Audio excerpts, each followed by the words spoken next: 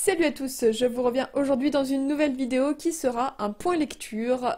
Il était temps que je vous fasse un point lecture, même si j'ai eu une période un peu creuse ces derniers temps, j'ai fait d'autres choses. Voilà, il y a eu les fêtes de fin d'année et moi c'est toujours chargé parce que je vois toute ma famille, alors quand je dis ma famille, c'est aussi bien du côté de mon père que de ma mère, c'est-à-dire tous les oncles, tantes, cousins, cousines et maintenant petits cousins, petites cousines, puisqu'on est tous un peu dans les mêmes âges, de la même génération, donc on est tous en couple ou quasiment, et avec des enfants pour beaucoup. Donc voilà, donc c'est toujours une période très chargée, et puis c'est vrai que du coup j'ai pas extrêmement lu, par contre j'ai pas mal tricoté. Voilà, sachez-le, j'ai pas mal tricoté, que ce soit au tricot ou au crochet, mais voilà, mais je me suis bien amusée. Bref, il n'empêche que je suis à la bourre sur les points lecture. Je vais vous en faire deux. Vous n'aurez pas 10 livres dans chaque point lecture, mais plutôt que de faire 10 livres et puis d'attendre d'avoir les 10 prochains, je me suis dit que j'allais vous présenter tous les livres que j'ai là, donc il y en a 14, donc ça fait deux vidéos point lecture de 7 livres chacun. Ce sera parfait, comme ça je pourrai repartir voilà, sur des lectures de 2018 pour le prochain point lecture. Donc écoutez, on va commencer tout de suite. Alors, il faut savoir que là, les lectures que je vais vous présenter, notamment les quatre premières, seront des lectures d'un challenge 24 heures. Donc vous aurez vu le vlog qui est en ligne depuis perpète les... Voilà, puisqu'il date de novembre, je crois. Donc pour vous dire que ça commence, hein. Quand je vous disais que ça commence à dater, ça commence à dater. Donc le premier livre que j'ai lu, il s'agit de Harper et le parapluie rouge de Cyril Burnell. Voilà, donc c'est une toute petite histoire eh bien, fantastique jeunesse, très très jeunesse. Alors moi j'ai aux éditions France Loisirs, mais je sais plus quelle maison d'édition c'est, sinon, dis-moi tu petit, dis-moi tu. Albin Michel, voilà. Normalement c'est aux éditions, enfin normalement, première édition aux éditions Albin Michel et France Loisirs l'a sortie. C'était une lecture faite pour le challenge Cold Winter, voilà. Et voilà, j'ai beaucoup aimé, c'était tout mignon, c'était illustré. Hop, bah tenez, voilà, c'était illustré. Franchement, ça passe nickel. Vous savez que moi j'aime ces petites lectures-là. C'est vraiment le genre de lecture que je suis sûre de garder parce que le jour où j'aurai des enfants, ça me fera plaisir de leur dire tiens, lis ça parce que je saurai ce qu'il y a dedans et voilà, j'ai beaucoup aimé. Et si vous avez des enfants, je pense, quoi que j'allais dire pour des petites filles, mais c'est pas tant que c'est connoté fille, hein, c'est juste que l'héroïne est une petite fille, mais en fait, elle n'est pas toute seule, donc il y a aussi bien des garçons et des filles, et ils ont tous un caractère bien particulier.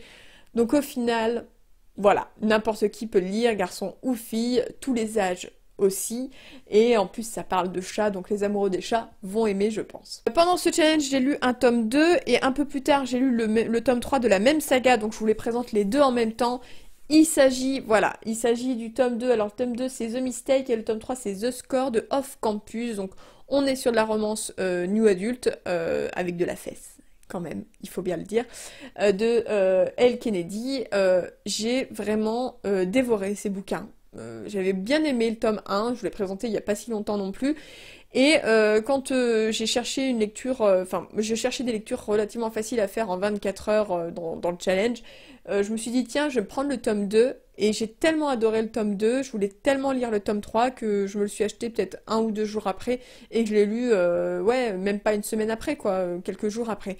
Et je sais pas, c'est pas du tout des lectures exceptionnelles, enfin, franchement, si vous attendez à quelque chose de oufissime, je pense que vous serez déçus, mais c'est addictif. Voilà, je crois que dans ce genre de circonstances-là, dans ce genre de... Ouais, on peut juste dire ça, c'est complètement addictif. Et j'ai vraiment complètement accroché. J'ai juste hâte que le tome 4 sorte en poche et il doit sortir le 11 janvier. Donc au moment où vous verrez cette vidéo, ben, il sera peut-être déjà sorti. Et je sais que je me le procurerai très très vite. Alors peut-être pas le jour même, mais je vais me le procurer très vite et que je vais le lire très très rapidement et que ce sera une saga qui va être finie courant janvier ou février, quoi. Mais en même temps, ça se lit vite, ça passe bien, et cette saga, je vais la garder. C'est un peu comme les Market Men, quoi. C'est addictif. C'est pas de la enfin, la grande littérature, quoique je ne lis pas de grande littérature, quoi qu'il en soit. Mais je vous conseille, vraiment. Je sais pas, enfin, pour ceux qui aiment le nu adulte, hein, attention. Pour ceux qui aiment le nu adulte, voilà, je vous conseille. Après, pour ceux qui se disent, ah, est-ce que je pourrais commencer par là, mais moi, j'aime pas trop la romance. Je sais, je m'avancerai pas trop, parce qu'il y a quand même de la fesse, et si ça vous bloque, voilà. Et vous savez que moi, la fesse, ça me bloque pas. Et le dernier livre que j'avais lu dans le cadre de ce challenge 24 heures, alors le tome 3 là, il n'avait pas été lu dans le challenge 24 heures, hein, j'avais lu que le tome 2, c'était déjà pas mal, mais le dernier que j'avais lu dans le cadre... Non, c'est pas le dernier, je vous dis une bêtise. Je vous dis une bêtise. C'est l'avant-dernier. Hein, j'en ai lu 4 en tout, en papier du moins, et donc j'ai lu Harper et le parapluie rouge, Off Campus le tome 2, la pâtisserie Bliss, le tome 2 de Catherine Littlewood, donc qui est aussi une lecture jeunesse. Quand je dis aussi, c'est pas pour off-campus, hein, bien évidemment. Ne mettez pas ça dans les mains de votre très très jeune adolescent, s'il vous plaît. Non, donc comme le parapluie rouge, hein, c'est une lecture très jeunesse, qui est mignonne. Après, clairement, je passe des bons moments, c'est pour ça que je continue, mais clairement c'est pas la saga jeunesse que je conseillerais en tout premier lieu. Voilà, même dans le côté mignon et gourmand, c'est pas celle que je conseille le plus. Mais quoi qu'il en soit, elle est sympathique, elle se lit bien. Il n'y a pas de souci, hein, clairement, mais c'est vrai que ça a été même un petit peu long à des passages dans cette histoire. Alors heureusement, le bouquin est pas bien long, hein, il fait à peine 250 pages, donc il se lit vite. C'est écrit gros, enfin voilà, c'est de la jeunesse, ça va à une vitesse ahurissante. Mais c'est vrai que c'est pas ma saga jeunesse préférée. Il n'empêche que comme je passe un bon moment et que pour le moment j'ai pas envie de l'abandonner parce que j'ai envie un petit peu de voir jusqu'où l'auteur va nous mener, et ben du coup je la continue. Et là, le dernier livre du challenge que je me suis fait, donc 24 heures fin novembre, il s'agit donc de La vérité sur Alice de Jennifer Mathieu là qui parle de... qui parle de harcèlement scolaire, et plus particulièrement, en fait, ce qui était intéressant, et moi ce qui m'intéressait dans ce bouquin, c'est le fait que on n'a pas l'avis enfin, on n'a pas le point de vue de la jeune fille qui est harcelée, donc Alice, avant le tout dernier chapitre. On n'a que des points de vue externes pour la plupart de ses camarades de classe, certains qui sont des harceleurs et d'autres qui ne le sont pas forcément, et c'était intéressant.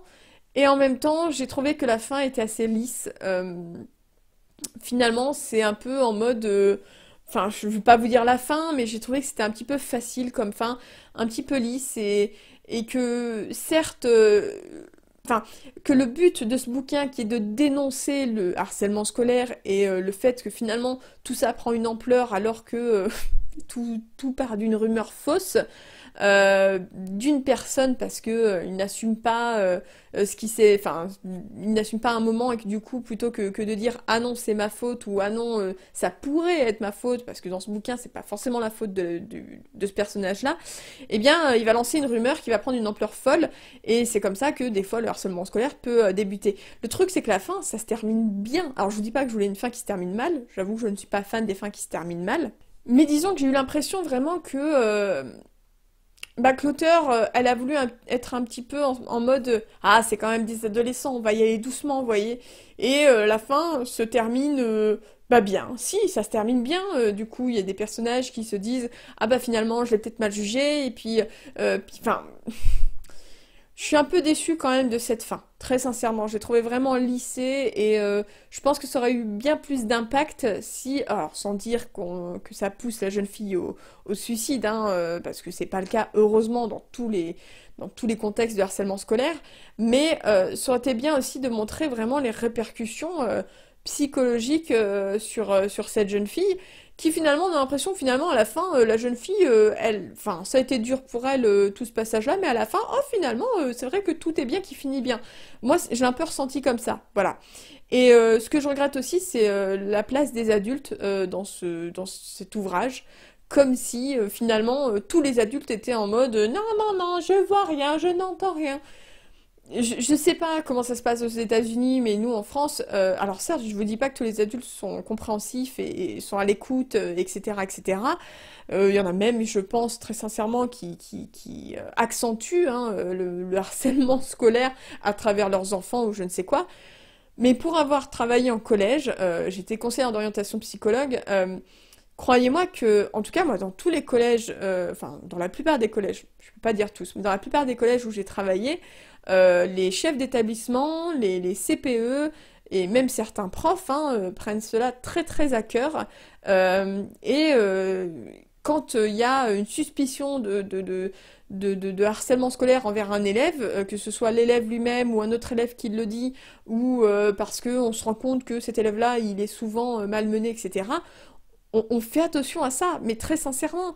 Après, moi, je vais vous avouer un truc, hein, très sincèrement, c'est qu'à un moment donné, euh, on est limité. Hein. Moi, je vous parle au collège. Je peux pas vous dire ailleurs, puisque j'ai travaillé qu'en collège.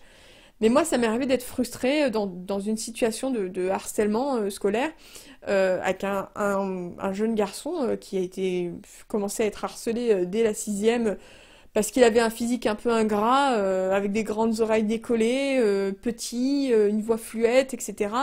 Et ça a duré un moment et finalement, bon, ça s'est atténué en classe de troisième, mais en même temps, c'était pas parfait non plus et ça a, d'une certaine manière, complètement pourri ce gamin dans le sens où ben, il a eu l'impression de pas être soutenu, alors que nous, ce qu'on a dit au bout d'un moment aux parents, c'est aller porter plainte ou une main courante ou je ne sais quoi. Au niveau du collège, il y a des choses qu'on peut faire, mais on peut pas tout faire. Et c'est bien là le problème, hein, voilà, mais il y a des choses qu'on peut mettre en place, mais tout le souci, c'est surtout qu'on peut pas tout voir au collège, et que même si on fait attention, voilà, on peut pas, si les parents de l'enfant qui harcèle ne font rien, si les parents de l'enfant qui est harcelé ne vont pas au-delà aussi au bout d'un moment, et ben nous on peut pas faire plus. Bon, on va pas, voilà. Moi c'était vraiment, je vous dis, il y avait des moments où c'était frustrant parce que on est limité. On peut pas faire à la place des parents du gamin harcelé, clairement. Et ce gamin-là, je me souviendrai toujours qu'il avait été un bon élève jusqu'en milieu de cinquième, à peu près, ouais, à peu près fin de cinquième, début de quatrième. Un très bon, enfin plutôt un bon élève, hein, genre 14-15 de moyenne. Il s'est effondré en classe de quatrième, mais pas parce qu'il est con. Franchement, c'était un plaisir de parler avec lui en entretien individuel parce que enfin, moi je le sentais ultra intelligent, qui comprenait vraiment beaucoup de choses, très mature pour son âge. Mais je pense que ça l'a complètement, quand je dis pourri, dans le sens, vous voyez, ça l'a complètement, ta, ça l'a achevé, voilà, ça l'a achevé. Il en a eu marre de tout, et puis tout cela lié à l'adolescence, et ben voilà, c'était fini. L'école, il y croyait plus, le scolaire, il y croyait plus, et j'avais beau essayer de le motiver en lui disant justement, quand tu seras au lycée, ça ira tellement mieux, ou ailleurs d'ailleurs, peu importe le lycée, que ce soit lycée général ou lycée pro, mais choisis bien ta voie, celle qui te plaît et tout. Franchement, je l'ai suivi pendant 2 ans, en quatrième, en troisième, et je peux vous jurer que je dis pas que j'ai été parfaite, mais j'ai vraiment fait mon possible pour l'aider, ce gamin. Mais il y a un moment donné, il avait baissé les bras, et je crois que les parents aussi. Ou alors ils s'en foutaient, j'en sais rien, ou ils comprenaient pas toute l'ampleur que ça avait, je sais pas. Moi, je les ai jamais vus les parents, donc pour moi ça veut déjà tout dire. Mais bon, bref. Voilà, juste pour vous dire ça, c'est que de mon expérience que j'ai, déjà, j'ai pas été beaucoup harcelée scolairement parlant personnellement. Non, pas trop, non même. Pour être franche, j'étais pas la fille populaire du tout, hein. Mais on me laissait dans mon coin et ça allait très bien comme ça. J'avais une ou deux amies maxi, mais j'étais pas harcelée. Mais d'un point de vue professionnel, pour avoir travaillé en collège, il y a des moments où on est juste complètement dépassé nous aussi et qu'on peut plus rien faire d'autre que ce qu'on fait déjà. Et si les parents du gamin harcelé et si les parents du gamin harceleur aussi ne comprennent pas toute l'ampleur du truc, ben on baisse pas les bras, hein, on continue notre boulot au collège, mais on peut pas faire beaucoup plus, quoi. Donc c'est triste. Et voilà, ce que je regrette vraiment dans ce bouquin finalement, c'est que bah, les adultes, ils sont tous pas là, déjà, quasiment. Et, ou alors, ils sont encore pires ou aussi hargneux, aussi horribles que leurs enfants. Et je sais pas, alors je sais qu'il y a des parents horribles, hein, j'en ai vu passer.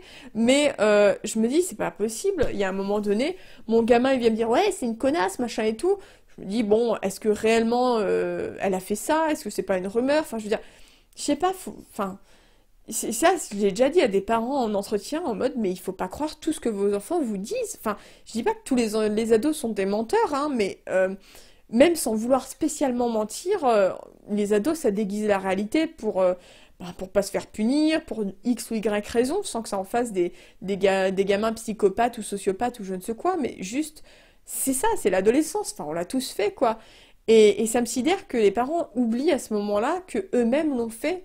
Et non, ils croient sur parole leur gamin. Et voilà, enfin bref. J'ai bien aimé quand même hein, cette lecture. Pour en revenir à cette lecture, je l'ai trouvée intéressante. Je pense que c'est quand même une bonne base pour parler de harcèlement scolaire à vos ados, jeunes ados ou ados tout court, parce que c'est de montrer que finalement, ben, tout part d'un mensonge qui n'avait pas pour but de faire du mal à la personne en question, hein, d'ailleurs, hein, à Alice, hein, mais tout part d'un mensonge et d'une fausse rumeur, et que ça prend une ampleur folle, et qu'on en vient à des choses qu'on n'aimerait surtout pas subir. Donc je pense que c'est une bonne base, mais clairement, si vous voulez travailler un peu plus le harcèlement scolaire avec un ado, ou même vous-même sur la thématique du harcèlement scolaire, c'est pas suffisant. Voilà. Ensuite, j'ai continué une autre saga. Alors ça, c'était pas du tout avec le challenge 24 heures, hein, je vous le dis. Hein. Il s'agit de l'épouvanteur, le tome 9, Grimalkin et l'épouvanteur de Joseph Delaney. Alors, ce tome 9 est un peu particulier parce que il est du point de vue d'un personnage que vous ne connaissez pas si vous êtes dans les tout premiers tomes de la saga, mais qui est du point de vue de Grimalkin. Grimalkin qui est une sorcière, voilà, qu'on apprend à connaître là déjà depuis deux trois tomes, je dirais, qui prend vraiment enfin, de plus en plus de place, parce qu'elle devient un personnage secondaire très très important.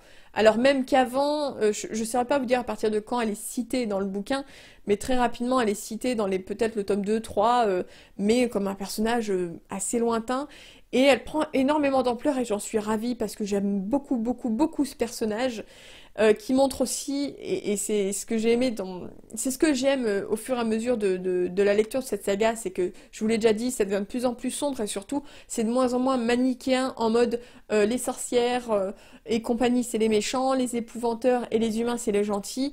Et non, non, on peut tomber donc là comme sur la sorcière Grimalkin, qui est pas une gentille, hein, en soi, mais qui finalement n'est pas non plus la méchante qu'on pourrait s'imaginer.